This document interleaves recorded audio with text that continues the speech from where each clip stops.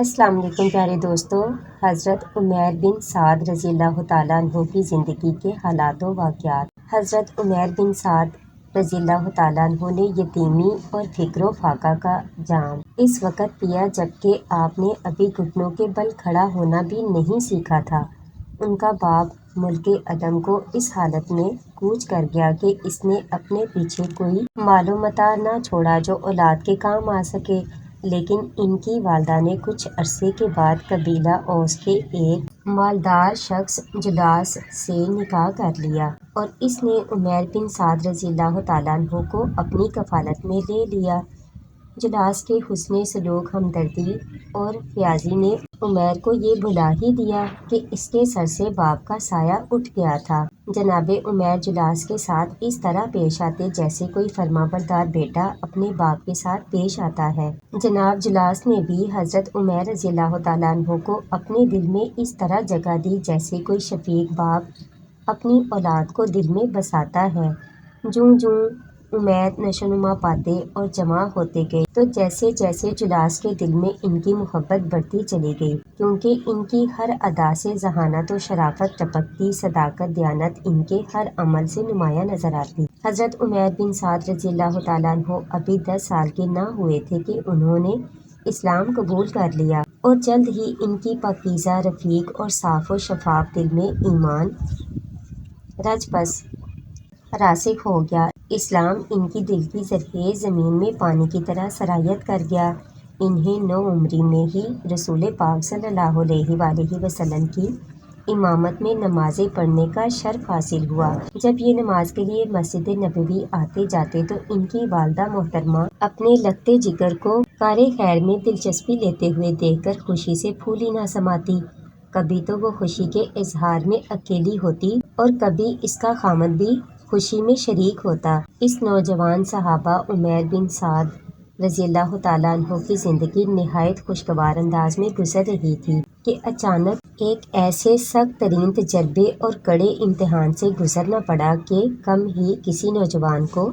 اس قسم کے حالات سے دوچار ہونا پڑا ہوگا۔ ہوا یہ کہ 9 ہجری کو رسول پاک صلی اللہ علیہ وآلہ وسلم نے مقام تبوک پر رومیوں سے جنگ کرنے کا عزم کیا اور مسلمانوں کو جنگی تیاری کا حکم دے دیا۔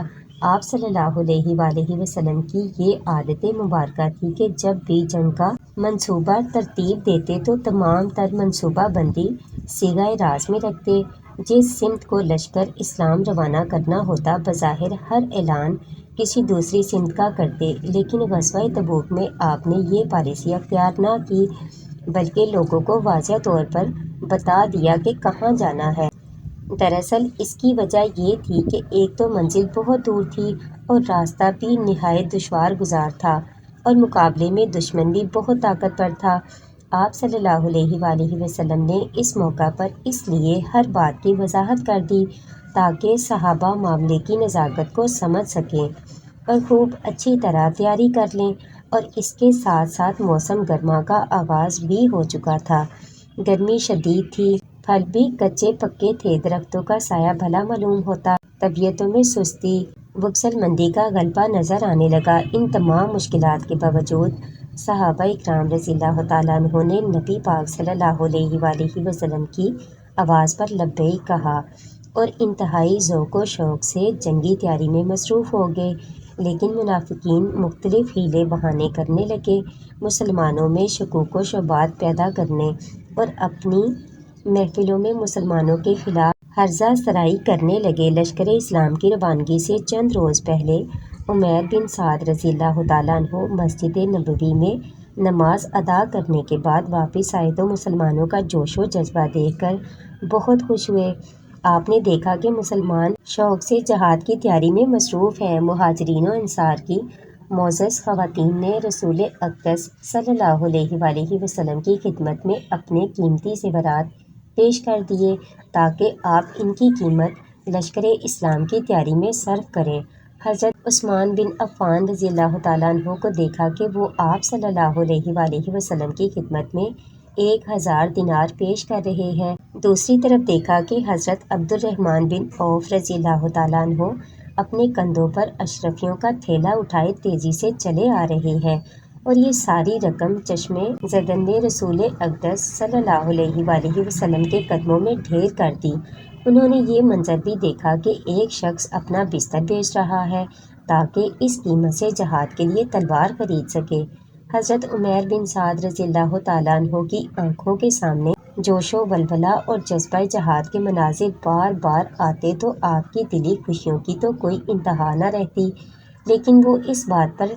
بڑا تعجب کرتے کہ جلاس بن سوید چپکے سے گھر بیٹھا ہوا ہے، جہاد کے لیے کوئی تیاری نہیں کرتا اور نہ ہی باوجود خوشحالی کے راہ خدا میں اپنا مال خرچ کرتا ہے۔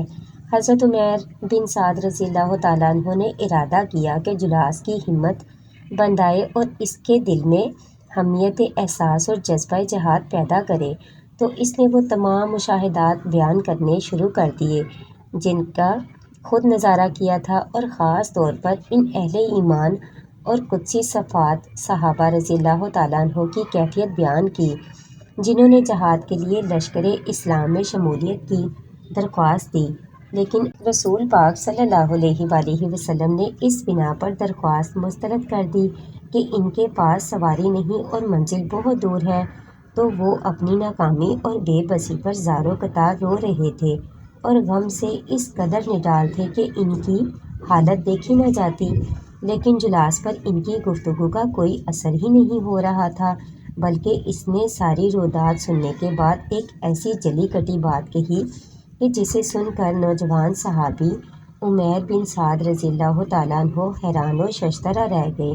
جلاس نے کہا، اگر محمد صلی اللہ علیہ وآلہ وسلم دعوے نبوت میں سچے ہیں تو پھر ہم تو گدھوں سے بھی زیادہ بدتر ہیں، نعوذ باللہ۔ حضرت عمیر رضی اللہ تعالیٰ عنہ جلاس کے منہ سے یہ بات سن کر حیران رہ گئے۔ ان کے وہم و گمان میں بھی نہ تھا کہ جلاس جیسے ذہین و فطین و دانش مند شخص کے منہ سے اس قسم کی بری بات بھی نکل سکتی ہے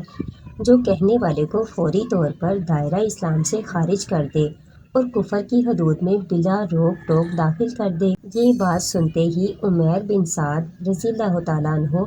اس سوچ میں پڑ گئے کہ اب مجھے کیا کرنا چاہیے۔ وہ سوچ بچار کے بعد بالآخر اس نتیجے پر پہنچے کہ اگر جلاس کی اس دل آزار بات سے پہلو تہی اختیار کی گئی اور اس پر پردہ ڈالا گیا تو یہ صریحاً اللہ تعالیٰ اور رسول پاک صلی اللہ علیہ وآلہ وسلم کے ساتھ خیانت ہوگی،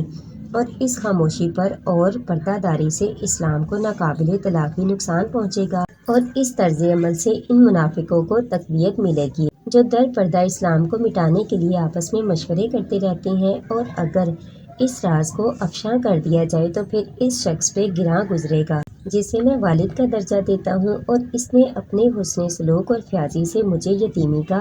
احساس تک نہ ہونے دیا اور اقتصادی تعاون سے مجھے مالدار بنا دیا اور مجھے باپ کی وفات کا غم بھلا دیا۔ میں نے سوچا کہ اس نازک مرحلہ پر کون سی کڑوی گولی نگلی جائے، پھر یکدم میں نے جلاس کی طرف متوجہ ہو کر کہا، باخدا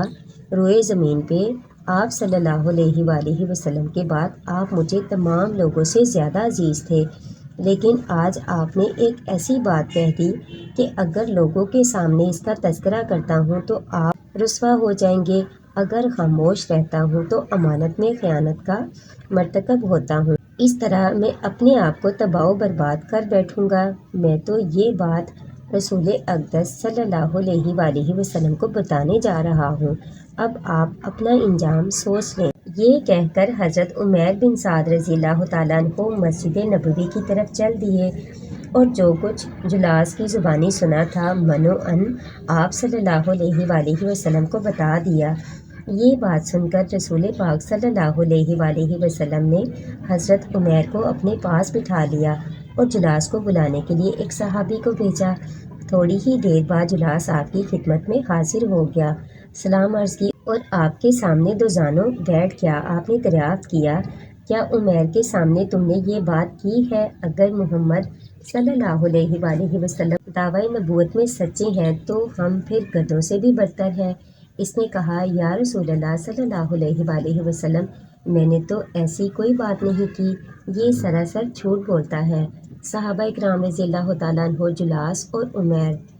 کو بغور دیکھنے لگے تاکہ ان کے چہروں کے تاثرات سے اندازہ لگا سکے کہ ان میں سچا کون ہے اور جھوٹا کون ہے۔ حاضرین مجلس سرگوشیاں کرنے لگے۔ ایک منافق کہنے لگا، دیکھو یہ نوجوان سانپ کی مانند احسان فراموش نکلا کہ جس نے اسے دودھ پلایا، اسے ہی ڈنگ مارا۔ دوسرے ساتھی کہنے لگے، نہیں بلکہ یہ نوجوان تو نہایت ہی شریف ہے، اس کی تو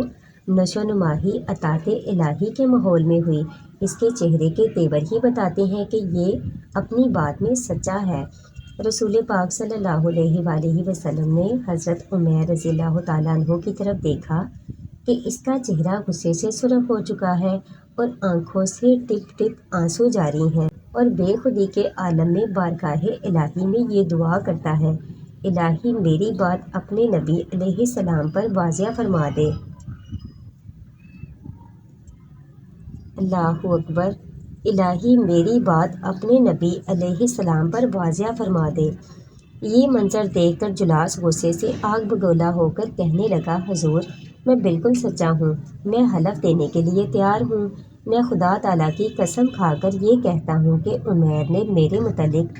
جو کچھ آپ کو کہا وہ بالکل جھوٹ ہے، باخدا میں نے کوئی ایسی گستاخانہ بات نہیں کی۔ ابھی اس نے اپنا خلقیہ بیان ختم نہیں کیا تھا کہ لوگوں کی نگاہیں